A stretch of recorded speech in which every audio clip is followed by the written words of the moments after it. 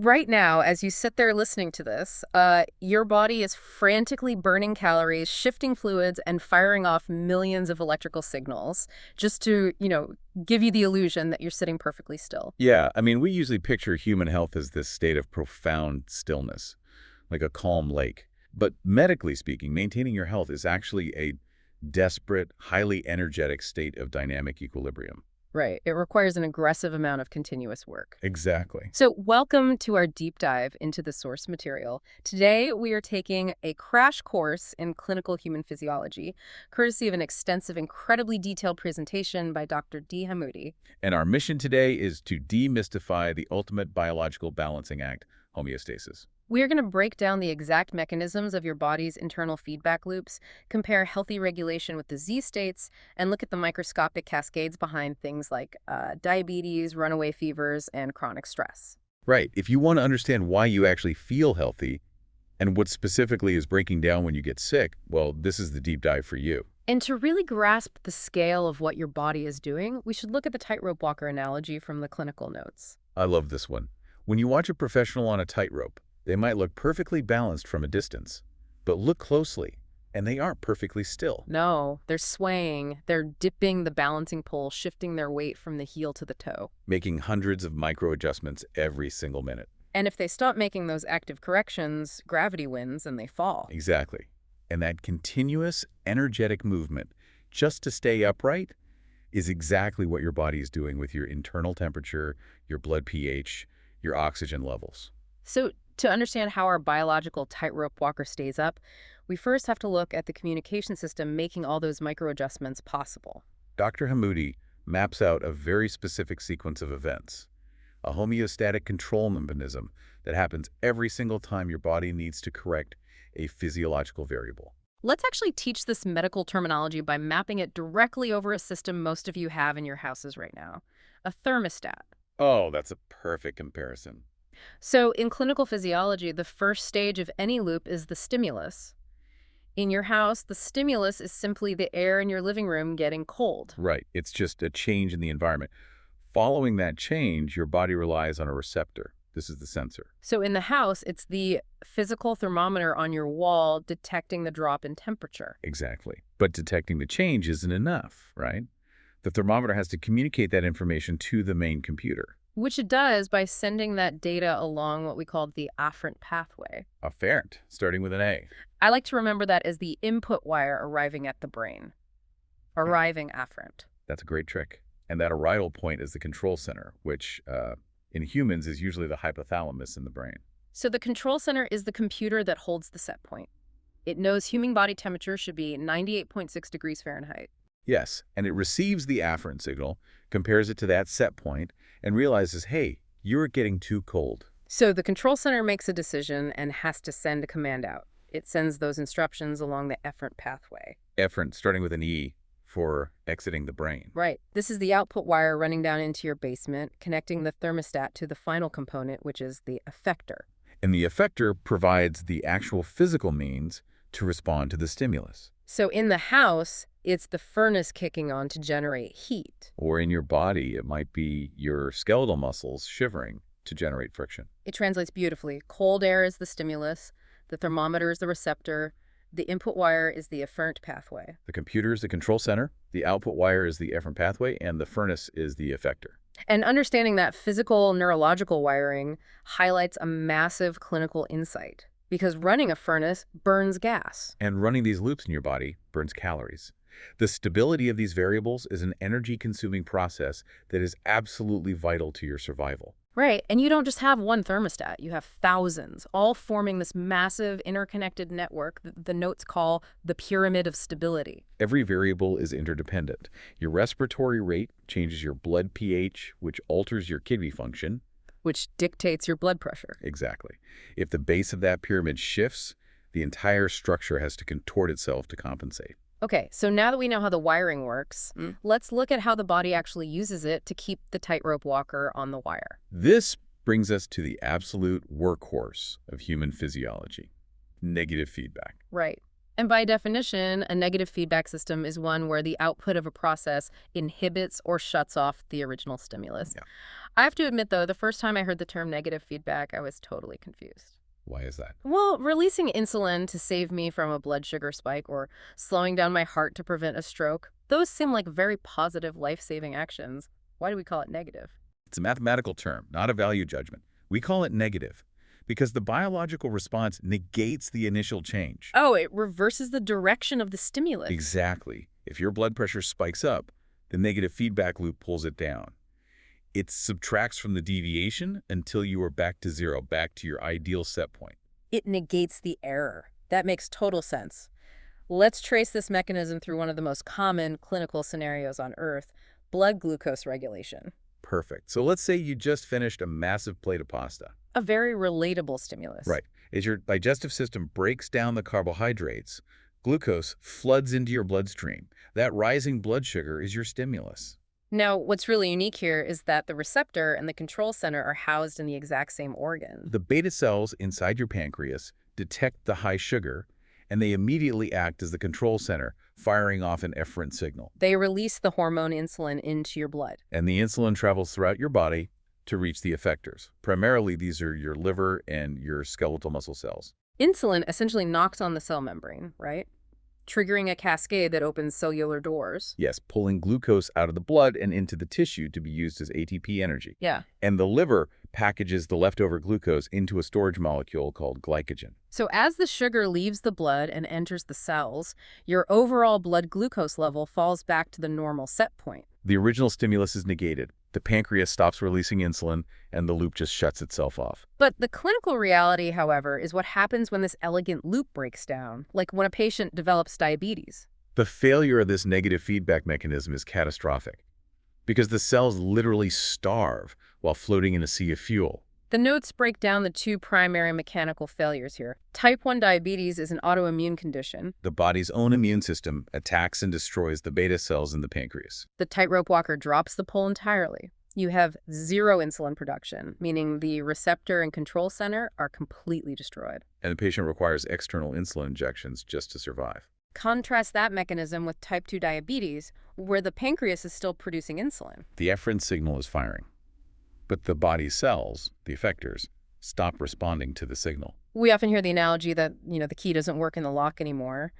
But looking at these physiological notes, it's so much deeper than that. Why do the cells ignore the insulin? It often comes down to cellular exhaustion and lipid toxicity. In a state of chronic overnutrition, the cells are already stuffed with energy and fat. So when insulin comes knocking, telling the cell to take in even more glucose, The cell protects itself by down-regulating its insulin receptors. It effectively removes the doorknobs from the outside of the cell membrane. wow. The signal is sent, but the receiver covers its ears. Exactly. That is a fascinating way to look at insulin resistance. So insulin manages the fuel supply, but how does the body manage the physical plumbing delivering that fuel? Because if the pipes burst, the fuel doesn't matter. Right. That relies on another rapid negative feedback loop managing blood pressure. When your blood pressure rises, you have these specialized stretch sensors called baroreceptors located right in the walls of your major arteries. So the physical stretching of the blood vessel is the stimulus. Yes, the baroreceptors send an efferent signal up to the brain. The brain calculates the error and sends an efferent signal down to the parasympathetic nervous system. It tells the heart muscle to slow its beating, and it tells the smooth muscle in your blood vessels to relax. Widening the pipes, vasodilation. The pressure drops back to normal, and the stimulus is negated. Okay, so if negative feedback brings us back to normal, we have to ask a counterintuitive question. Are there times when the body actually wants to move violently away from normal? The answer is yes. And it introduces us to a much rarer but equally important mechanism, the positive feedback loop. If negative feedback negates the stimulus, positive feedback amplifies it. The output exaggerates the original change, pushing the variable further and further away from the set point. The biological goal here is rapid, explosive escalation to resolve a finite event. The best way to visualize this is being at a concert when the singer holds the microphone too close to the stage monitor. Oh yeah, that horrible screech. Exactly. The microphone picks up a tiny bit of sound, sends it to the speaker, and the speaker makes it louder. The mic picks up that louder sound, amplifies it again, and within 3 seconds, you have a deafening, screeching wall of audio that feeds entirely on itself. In biology, we generally avoid that screeching feedback at all costs, but for sudden, finite events, you need that rapid escalation. The classic textbook example is childbirth. Let's trace the mechanics of labor. The initial stimulus is the physical pressure of the baby's head dropping down and pushing against the cervix. That pressure stimulates stretch receptors in the cervical tissue. Those afferent signals hit the brain, and the brain releases a hormone called oxytocin into the bloodstream. Oxytocin travels down to the uterus, acting as an efferent signal that causes the uterine muscle to contract. And here is where the microphone gets held to the speaker. Right, because that contraction pushes the baby's head even harder against the cervix. The increased pressure creates even more stretch. The brain receives a stronger afferent signal and releases an even larger surge of oxytocin, Which causes a massive, painful contraction. Yeah. The presence of oxytocin intensifies the labor, which creates more pressure, generating more oxytocin. The cycle violently accelerates until the climax, which is the delivery of the baby. The moment the child is born, the physical pressure is gone. The stimulus is removed, the microphone is unplugged, and the cycle stops. Blood clotting relies on the exact same cascading architecture. You tear a blood vessel. Platelets in the blood stick to the jagged edges of the tear. And the moment they stick, they release chemical alarms. Those chemicals attract nearby platelets. The new platelets arrive, stick to the pile, and release their own chemical alarms, attracting even more platelets. It builds a platelet plug at exponential speed. It cascades until the hole is sealed, shutting off the loop completely. So we see how the body uses positive feedback for highly specific, temporary tasks. But this leads to a terrifying clinical reality. What happens if the microphone gets dropped next to the speaker by accident and nobody's there to unplug it? What happens if our everyday, reliable negative feedback loops get totally overwhelmed? Yeah. Clinical medicine calls this a homeostatic imbalance. The normal dynamic equilibrium gets shattered. The usual negative feedback mechanisms fail, and destructive, self-reinforcing positive feedback loops take over. Let's walk step by step through a patient experiencing a severe fever. If you are listening to this and wondering why you shiver under 3 heavy blankets when you have a 102-degree fever, this is exactly why. A fever begins as a defensive immune response. You contract a bacterial or viral infection. The white blood cells fighting that infection release chemical messengers called pyrogens. Cytokines are a very common type of pyrogen. Remember the thermostat in the hypothalamus? These pyrogens physically travel to the brain and hack the computer. They change your fundamental set point. The pyrogens tell your brain, hey, 98.6 is no longer normal. The new normal is 102 degrees. And your brain accepts the new programming. It looks at your current body temperature of 98.6, compares it to the new set point of 102.2, and determines you are freezing to death. So the brain fires off massive efferent signals to generate heat. Your skeletal muscles start spasming, that's shivering, to create physical friction. The blood vessels in your skin constrict, pulling warm blood away from the surface to protect your core organs. Your skin turns pale and cold to the touch. While inside, your body is aggressively trying to reach that new high set point. But if the body is so smart, why does it let a fever become a vicious cycle? Why doesn't the control center just hit the brakes? The danger lies in how temperature affects cellular metabolism. As your core temperature rises, every chemical reaction in your cells begins happening faster. The metabolic rate skyrockets. And a major byproduct of increased cellular metabolism is heat. The higher temperature increases the metabolism, which produces more body heat, which raises the temperature further. Which speeds up the metabolism even more. The initial intention was good, raise the heat to kill the virus. But the negative feedback mechanisms that normally prevent overheating are simply overwhelmed. If doctors don't intervene with antipyretics or ice baths, this positive feedback loop leads to massive cellular dehydration, protein denaturing, seizures, and eventual organ failure. It is a physiological runaway train. And looking closely at the notes, Dr. Hamoudi provides examples of this destructive imbalance in other chronic diseases too. Like the breakdown of the HPA axis during chronic stress. That is incredibly relevant today. The hypothalamic pituitary adrenal axis. Evolutionarily, this is brilliant. You see a tiger, your hypothalamus releases CRH, telling your pituitary to release ACTH, telling your adrenal glands to flood your system with cortisol. You get a massive spike of stress energy to run away. Once you escape the tiger, the high cortisol levels signal the brain to shut down the release of CRH. Negative feedback. But modern life doesn't involve tigers. It involves relentless, unending stress, a toxic workplace, financial panic, staring at your email inbox at 2 a.m. You are constantly triggering the loop. Right. Relentless stress floods the brain with so much cortisol for so long that the receptors in the hippocampus, the brain's braking system, actually become damaged. They become desensitized. The brakes fail. And even worse, in a state of severe homeostatic imbalance, that dangerously high level of cortisol actually begins having a paradoxical effect. Instead of shutting the system down, it starts stimulating the release of more CRH and ACTH. The stress hormone triggers the release of more stress hormone. It completely reverses the loop, leading to severe anxiety, central obesity, and cardiovascular damage. We see an equally devastating mechanical failure in heart failure involving the kidneys. When a patient's heart weakens, the cardiac output drops. The pump isn't pushing blood effectively, which means blood flow to the kidneys plummets. And the kidneys have a very simple worldview. If blood pressure and flow are low, they assume you are actively bleeding to death. So the kidneys panic. They trigger an emergency cascade called the RAS system, the renin-angiotensin-aldosterone system. The goal of RAAS is to violently raise blood pressure to save your life. It does this by causing massive fluid retention, telling the body to hold on to every drop of water and salt. And by constricting all the blood vessels. But think about the mechanics of the patient. The heart is already failing. It is already struggling to pump. The kidneys have just aggressively increased the blood volume and tightened the pipes. They have drastically increased the workload on an organ that is already dying. The heart has to pump harder against this new resistance, which causes it to fail even faster. Which decreases cardiac output even more, which makes the kidneys panic again and retain even more fluid.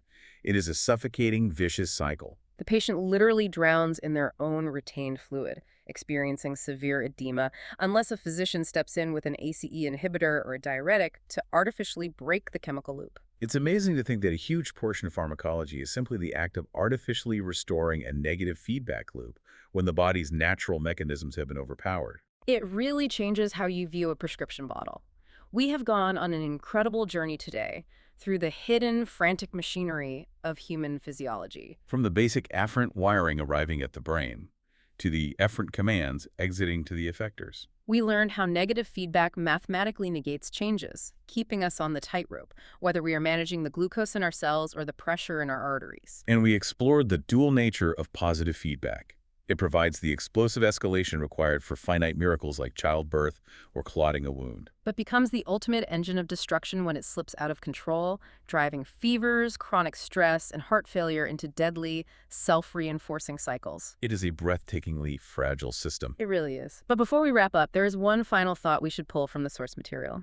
Dr. Hamoudi heavily emphasized the pyramid of stability and the interdependence of these variables. Your liver, your sweat glands, your kidneys, they are all woven into this massive web of set points.